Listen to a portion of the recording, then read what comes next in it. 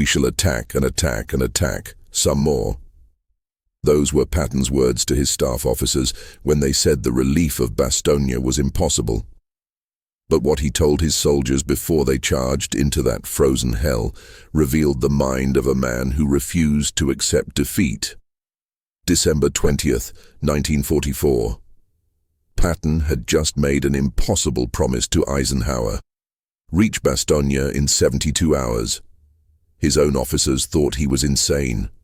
The weather was brutal, the Germans were waiting, and 10,000 trapped paratroopers were counting on him. This is what Patton said to his army before they attempted the impossible, the words that turned doubt into determination, and how those words echoed through history when his soldiers actually pulled it off. If you want to know the untold stories behind history's greatest moments, the words that changed everything, hit that subscribe button now. We're diving deep into the human side of World War II, and Part 3 is going to blow your mind. December 19th, 1944, evening. 3rd Army Headquarters, Luxembourg. Patton returned from the Verdun Conference and immediately summoned his Chief of Staff, General Hobart Gay, and his Operations Officer, Colonel Halley Maddox. What he told them made their blood run cold.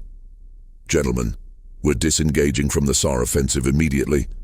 We're pivoting 90 degrees north, and we're attacking toward Bastogne on December 22nd with 3 divisions. Silence. Maddox spoke first, his voice careful. Sir, with all respect, that's only 72 hours from now. To disengage 3 divisions from active combat, rotate them, move them over 100 miles in winter conditions, coordinate logistics, and attack through prepared German defenses. Sir, it's never been done. Patton's eyes narrowed. That's exactly why we're going to do it, because nobody expects it, because it's never been done, because 10,000 American paratroopers are surrounded and dying, and we're the only ones who can save them. Gay interjected. General, the staff needs time to plan this properly. The logistics alone. Patton cut him off. We don't have time. Those boys at Bastogne don't have time. We have 72 hours, and we're going to use every single one of them. That night, Patton's headquarters became a scene of controlled chaos. Staff officers worked through the night, planning what many considered a military impossibility. Patton moved between them, demanding speed, precision, and aggression. To his logistics officers, I don't want to hear about what we can't do. Tell me what we can do, and then we'll do more than that. To his intelligence officers analyzing German positions, the Germans think we're tied up in the Saar. Good. Let's keep them thinking that, until we hit them so hard they won't know what happened. To his communications officers, every commander down to battalion level needs to understand this. Speed is everything. We're not stopping for anything. If a unit gets bogged down, we go around them. If the road is blocked, we make a new road. We're going to Bastogne and nothing is stopping us. But it was what Patton said to Colonel Paul Harkins, his deputy chief of staff, that revealed his true mindset. Harkins later recorded the conversation. Sir, what if we can't make it in time? What if the weather gets worse? What if... Patton stopped him. Paul, I made a promise to Eisenhower. More importantly, I made a promise to those paratroopers. Even if they don't know it yet, I told them we're coming. And Patton keeps his promises. December 20th, 1944. Morning. Patton assembled his division and regimental commanders. These were hard men, veterans of North Africa, Sicily, France. They'd followed Patton through hell before, but even they were skeptical about what he was asking them to do. Patton stood before them, his voice steady and cold as steel. Gentlemen, the Germans have surrounded the 101st Airborne at Bastogne. Those paratroopers are the finest soldiers America has produced. They jumped into Normandy. They held against everything the Germans threw at them.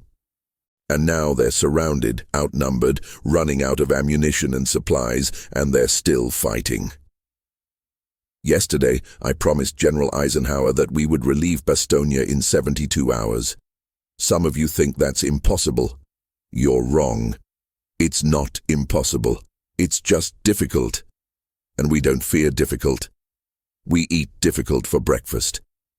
A few officers exchanged glances. Patton continued, his voice rising. The Germans think we're tied up in the Saar. They think we can't disengage and pivot an entire army corps in 3 days. They think the weather will stop us. They think the terrain will stop us. They think their defenses will stop us. They're wrong about all of it. We are going to move faster than any army has moved in this war. We are going to hit the Germans so hard and so fast they won't have time to react. And we are going to reach Bastogne on December 22nd, exactly when I said we would. Then Patton said the words that his commanders would repeat to their soldiers. I don't want you to think about the difficulties. I don't want you to think about the odds.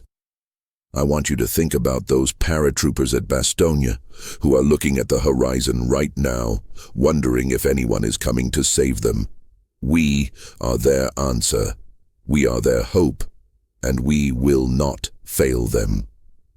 December 20th, 21st, 1944. As Third Army's divisions disengaged and began their pivot north, Patton's message was read to every unit, from division down to squad level. The message was pure Patton, blunt, aggressive, and inspiring. Soldiers of Third Army, we have been given a mission that others say is impossible. The 101st Airborne Division is surrounded at Bastogne. They are outnumbered. They are running out of supplies. But they are still fighting, and they need us. We are the only force in position to save them, and by God, we're going to do it. In the next 48 hours, you will move farther and faster than any army in history. You will march through snow and ice. You will fight Germans who think they've already won. You will face obstacles that would stop normal soldiers. But you are not normal soldiers. You are Third Army. You are my soldiers. And Third Army doesn't know how to fail. When you reach Bastogne, and you will reach Bastogne, those paratroopers will look at you and know that America keeps its promises. They will know that no American soldier fights alone. They will know that Third Army came for them through hell itself. Attack rapidly, ruthlessly, viciously, without rest. The enemy is waiting for us to fail. Let's show them what Americans are made of. Third Army, forward. December 21st, 1944. Night. The eve of the attack. Across Third Army's assembly areas, soldiers prepared for what many thought might be a suicide mission. The temperature was below freezing. Snow was falling. And ahead of them lay German forces that had already defeated multiple Allied units. Patton visited forward units that evening, moving from position to position in his jeep, talking to soldiers. A sergeant from the 4th Armored Division later recorded his encounter. General Patton walked right up to our position, no bodyguards, no ceremony, just him. He looked at us and said, "You boys ready to make history tomorrow?" We said, "Yes, sir." He said, "Good, because those paratroopers at Bastogne are counting on you, and I'm counting on you. Don't let them down. Don't let me down. Don't let America down."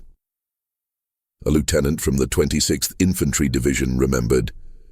General Patton told us, "The Germans think we can't do this. They think Americans are soft. They think we'll stop when it gets hard. Tomorrow, we show them they're wrong. We show them that Americans don't stop. We don't quit. And we sure as hell don't abandon our brothers." But it was what Patton said to Colonel Creighton Abrams, commander of the 4th Armored Division's spearhead, that revealed his determination. Abrams would lead the attack that would break through to Bastogne.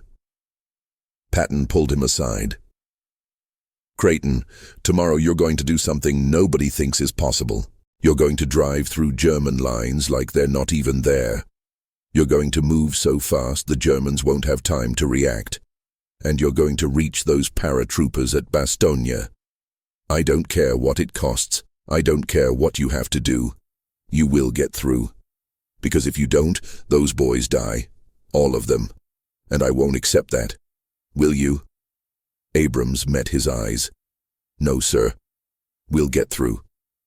I know you will. That's why I picked you. December 22nd, 1944. Dawn, the morning of the attack. Before his forces moved out, Patton did something unexpected. He called for his chaplain, Colonel James O'Neill, and asked for a prayer, not for victory, but for weather. The prayer O'Neill composed and Patton ordered distributed to every soldier in Third Army became legendary. Almighty and most merciful Father, we humbly beseech Thee of Thy great goodness to restrain these immoderate rains with which we have had to contend. Grant us fair weather for battle. Graciously hearken to us as soldiers who call upon Thee that, armed with Thy power, we may advance from victory to victory and crush the oppression and wickedness of our enemies and establish Thy justice among men and nations. Amen. But what Patton said after the prayer revealed his mindset. To O'Neill he said, "Chaplain, I don't know if God is listening, but those paratroopers at Bastogne are listening. They're listening for the sound of our tanks. They're listening for the sound of our artillery. They're listening for hope. And today, we're going to give them that sound." December 22nd, 1944, 0600 hours. Third Army attacked north toward Bastogne with 3 divisions, the 4th Armored, the 26th Infantry, and the 80th Infantry. What followed was one of the most aggressive and sustained attacks of the entire war. Patton established his forward command post just behind the front lines, monitoring every report, demanding speed, refusing to accept delays. When units reported German resistance, go through them. When units reported blocked roads, make new roads. When units reported difficult terrain, difficult is what we do. To the 4th Armored Division, struggling against German defenses, Abrams, you're not moving fast enough. I don't care what's in front of you. Go through it, go around it, or go over it, but go. To the 26th Infantry, facing determined resistance. Attack, attack, attack. Don't give the Germans time to think. Don't give them time to regroup, just attack. December 23rd. Progress was slower than Patton wanted, but Third Army was grinding forward. At Bastogne, the situation was critical. Patton sent a message to McAuliffe through airdrop. Xmas Eve present coming up. Hold on. December 24th. Patton's frustration was visible. His forces were still miles from Bastogne, but he refused to accept that they might not make it. He drove to forward positions, personally urging commanders forward. December 25th, Christmas Day. Patton spent the day at his command post, watching reports, calculating distances, doing math in his head. How far to Bastogne? How fast are we moving? How much time do the paratroopers have left? December 26th, 1944. 1650 hours. Colonel Abrams's 4th Armored Division made contact with elements of the 101st Airborne. The corridor was narrow, barely a road, but it was open. Bastogne was relieved. Abrams immediately called Patton. "Sir, we're through. Contact made with the 101st. Bastogne is relieved." There was a pause on the line. Then Patton's voice, thick with emotion he rarely showed. "Creighton, you magnificent son of a bitch. You did it. You actually did it." "We all did it, sir. Third Army did it." "No. You led them. You drove them. You refused to stop. That's leadership. That's courage. That's what it means to be a soldier." Then Patton added, "Now get those paratroopers supplied, get them reinforced, and get ready to attack again, because we're not done yet." December 27th, 1944. Patton visited Bastogne personally, driving through the narrow corridor his army had created. He met with General McAuliffe and walked through the destroyed town, seeing the cost of the defense and the cost of the relief. To the soldiers of the 101st Airborne, Patton said, "You men did something nobody else could have done. You held against impossible odds. You refused to surrender. You proved what American soldiers are capable of. I'm proud to have fought to reach you, but I'm more proud of what you did before we got here." To his own soldiers, Patton was equally direct. "You just accomplished something that military historians said was impossible.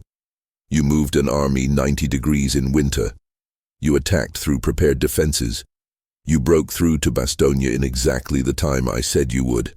Not because it was easy, not because it was convenient, but because American soldiers don't leave other American soldiers behind." Years later, historians would analyze the relief of Bastogne as one of the greatest operational achievements of World War II. But Patton's words before, during, and after the operation revealed something deeper: a philosophy of leadership, courage, and absolute refusal to accept defeat. In his diary, Patton wrote, "The relief of Bastogne was not a miracle. It was the result of American courage, American determination, and American refusal to abandon our own." Every man who participated in that operation can hold his head high for the rest of his life, knowing he did something extraordinary. To Eisenhower, in a personal letter after the battle, Patton wrote, "Ike, you asked if we could do it. I said we could. We did. Not because of me, but because of the soldiers of Third Army who refused to fail. They moved mountains because 10,000 paratroopers needed them to. That's the American soldier. That's why we're going to win this war."